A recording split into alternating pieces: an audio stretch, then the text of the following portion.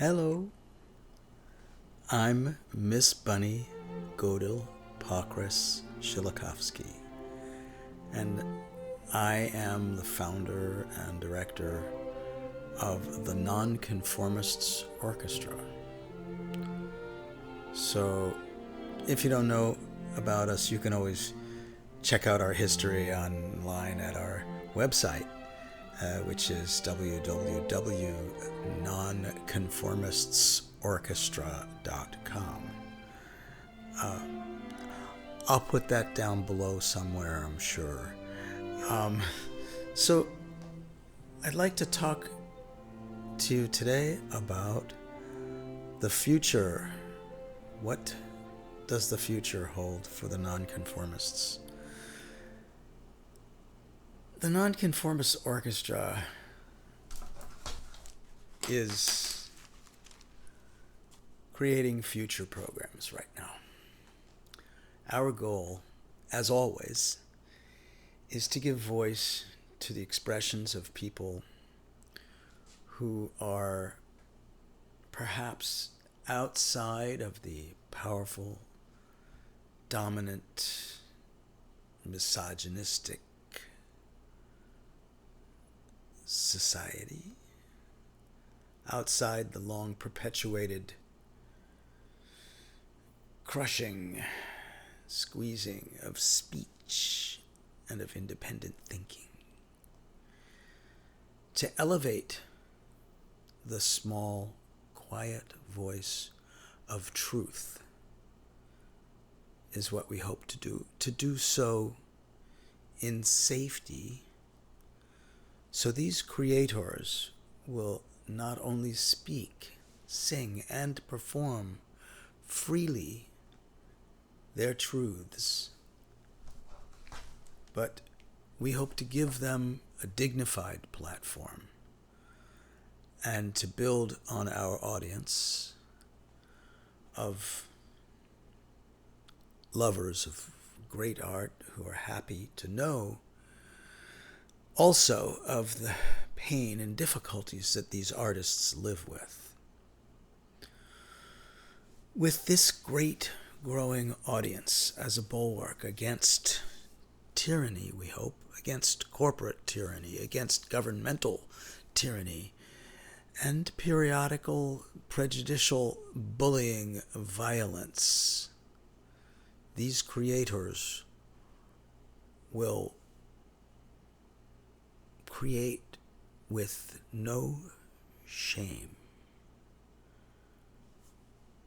If they wish to express love of any kind, it will be unfettered and above ground, not in a closet,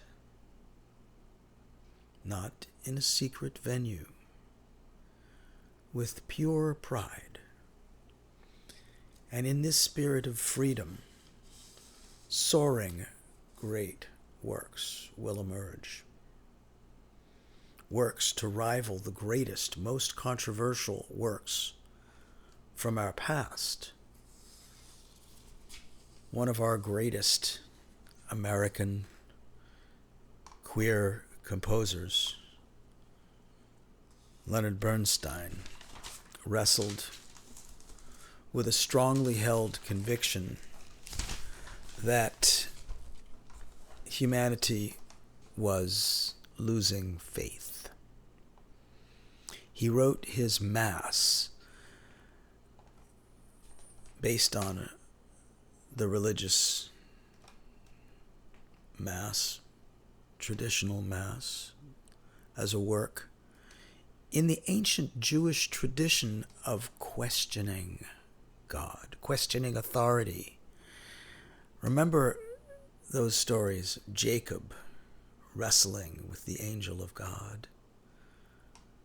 Remember also Moses shattering the first set of tablets of the Ten Commandments. And remember also Adam, who tasted the sacred, forbidden apple. And so on, throughout centuries thousands of years actually, of our history, of our ancestors who questioned authority, who denied authority, and today we are torn again. Richard Nixon, when he was president, refused to attend the opening performance of Leonard Bernstein's Mass. And certain religious leaders also protested the text that Bernstein wrote together with Stephen Schwartz that questioned authority and advocated for peace. What a concept.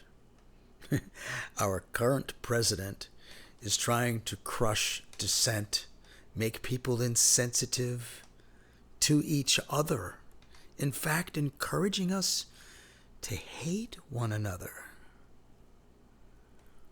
while amassing and coordinating all of the most easily available tools used to hold on to power and to hold on to wealth and to avoid any consequences of his and his administration's crimes. Crimes against people, against companies, against institutions, including the institution of the United States of America, against constitutional democracy. It is time to breathe new life into performances of great music, of art, theater works, and dance works that openly proclaim our unwillingness to go along. As an orchestra that calls itself non-conformist, we must not only be non-conforming in that we don't toe the line by going along with gender identity conformity, but that also this orchestra doesn't conform to tyrannical criminal edicts, such as the erasure of diversity, equity, and inclusion, which we lovingly and militaristically embrace. And we will not conform with anyone who attempts to remove our rights to our own bodies.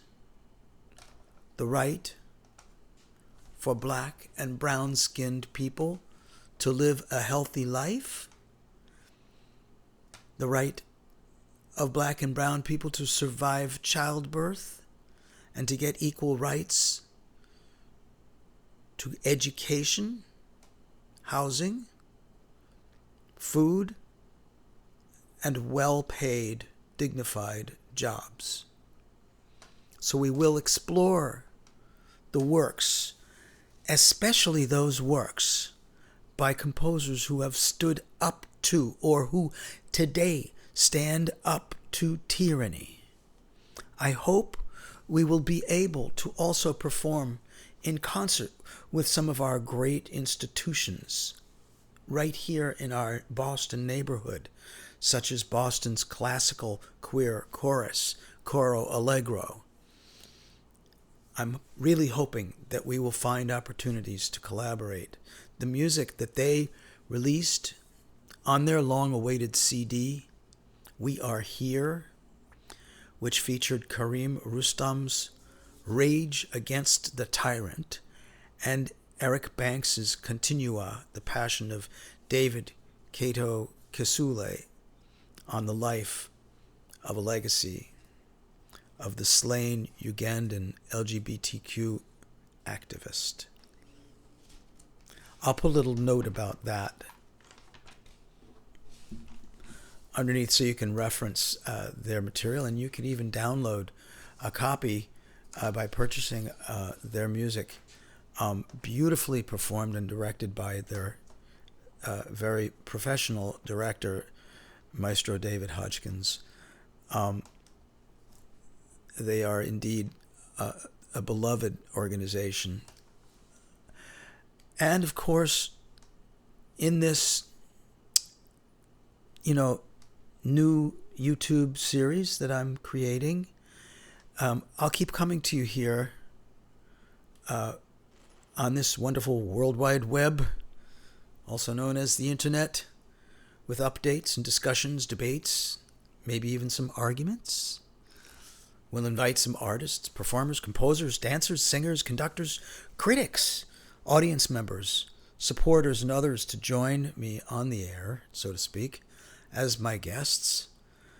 And we'll be letting you know as our plans continue to develop which of these great pieces we're going to be able to perform. And in the process, we will have created for our non-conforming musicians opportunities to perform real, meaningful gigs. And of course, our audience will have more places and times where they can come and see us. I will be asking you to subscribe, please, to the platform that you're watching on, whether it's YouTube or Facebook, Bluesky, and of course, come over to our official website, www.nonconformistsorchestra.com, where you can subscribe to very occasional content and get exclusive content, early releases of future videos. We will have that available on a Patreon at some point in the near future, which I hope to set up pretty soon. And if you'd like to help us create all this great art, it does cost a great deal of money because we are paying living wages to our musicians. We're not just giving them a little bit of a fee. These are not kids who are just learning their instruments. These are seasoned professionals who are all highly trained, very, very talented, and we do require that they be in the Musicians Union because the Musicians Union guarantees them a decent wage and working conditions that are safe and appropriate for their type of performance. It keeps their instruments safe, keeps their bodies safe. And so we subscribe to that. And of course, it costs us a little bit more because the fees that we pay people actually will cover their expenses. So it doesn't cost them more money to come to work. We will pay them if they come from far away, for instance. We will pay for their travel expenses. We will pay for their fees. If they have to stay over during a lunch hour, we will pay for their lunch. We take care of our musicians because I've been taught over the years that that is the right thing to do. If you are asking a person who has devoted their life to making great art to compensate them for their efforts. And so you can make tax-deductible contributions to help us build the funds that we need in order to hire professional trans and non-binary musicians and pay all the other expenses of producing these concerts, like renting concert halls, which costs, depending on the hall that you rent, could be thousands and thousands of dollars just for one concert. And then we have to, we hire help at those concerts. There are other expenses that you might not even have thought of. In some of our locations, we even have to pay for police or fire presence to make sure that everybody is safe in our venues. There are costs of streaming and recording music, of paying composers to write music for us. All of our composers are either they are queer because that's the people that we are supporting, or they may be simply black or brown, and we might support people who are women composers, but we prefer that they be queer and composers because that's the cohort of folks that we really are trying to help, to elevate. They are people who have been disenfranchised, and in the past. We would like that to change, and we would like to make sure that they also have a chance, as we've said before, to be highly visible to you, the audience, so that they're not just hidden away in the back of some orchestra of all cisgender folks who are perfectly good musicians, but who don't give a special opportunity to folks who may be extremely talented, but who may be overlooked. So this is really, really important. And of course, we do need to pay for printing music and things like that and sending it out to folks. So anywhere you can help, we will list our nonprofit partner. We use what's called a fiscal agent so that you can make tax-deductible contributions through our fiscal agency, which is called Fractured Atlas. We'll list that URL for you below also, and we strongly recommend that you subscribe to this YouTube and that you also make a donation.